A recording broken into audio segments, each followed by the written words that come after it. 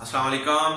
आज का हमारा टॉपिक है कि अगर दिल की शरियानें बिल्कुल नॉर्मल हैं या नॉन ऑब्स्ट्रक्टिव है या उनमें कोई ब्लॉकेज नहीं है, आपकी एंजियोग्राफी हो चुकी है, तो क्या दवाइयों का इस्तेमाल करना जरूरी है या नहीं है। बेतहाशा लोगों ने इनबॉक्स किया है, मुझे ईमेल्स किए कि डॉक्टर साहब हमारी एंजियोग्राफी तो नॉर्मल लिख रही है, हमने बड़े कार्डियो से आपके सैटेलाइट सेंटर से एंजियोग्राफी कराई, लेकिन हमें डॉक्टर्स ने अभी भी दवाइयां तजवीज की हुई हैं, तो हम वो खाएं या ना खाएं।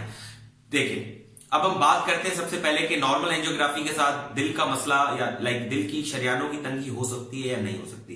तो ये बात तो अपने जहन में रखें कि अगर आपकी शरियाने में कोई ब्लॉकेज नहीं है, लेकिन आप जो शरियान हम देख रहे हैं एंजियोग्राफी में वो तो बड़ी शरियान है, लेकिन उन शरियानों में से छोटी छोटी नालियां निकलती हैं जो जाके आपके दिल के पट्टों में खून पहुंचाती हैं। अब बड़ी शरियान हमने देख ली है, अगर वहां पे कोई खास ब्लॉकेज नहीं है, लेकिन नीचे जो आपकी छोटी छोटी शरियानें हैं जो ऊपर बड़ी शरियान से नीचे खून पहुंचा रही है पट्टों तक, अगर उसमें कोई ब्लॉकेज है या उसमें कहीं ना कहीं किसी वजह से वो तंग पड़ जाती हैं, तो ये दवाइयां देना जरूरी होता है।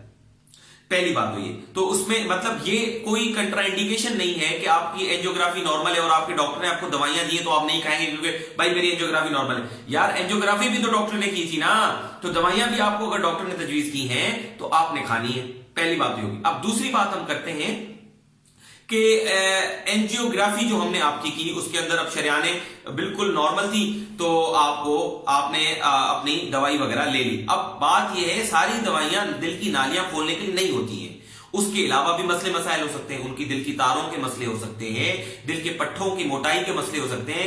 समटाइम्स आपके दिल के पट्टे मोटे पतले या आपका दिल फैल जाता है, तो उसके लिए अगर कोई दवाई तजवीज हो रही है तो उसमें हो सकता है कि आपकी शरियानें नॉर्मल हो, तो आपको दवाई तो खानी पड़ेगी।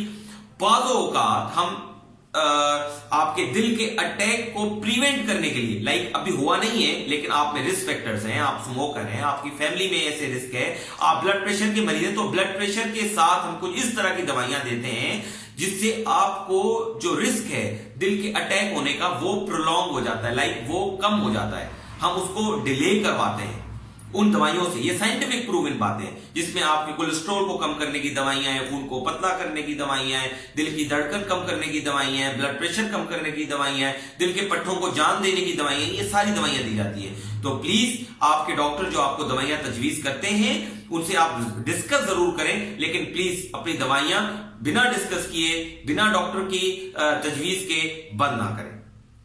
मुझे उम्मीद है कि इस वीडियो से आपको काफी सारी चीजें क्लियर हो गई होंगी। मुझे याद रखिएगा अपनी दुआओं में। आपका अपना डॉक्टर नवीद अहमद शेख। अल्लाह हाफिज।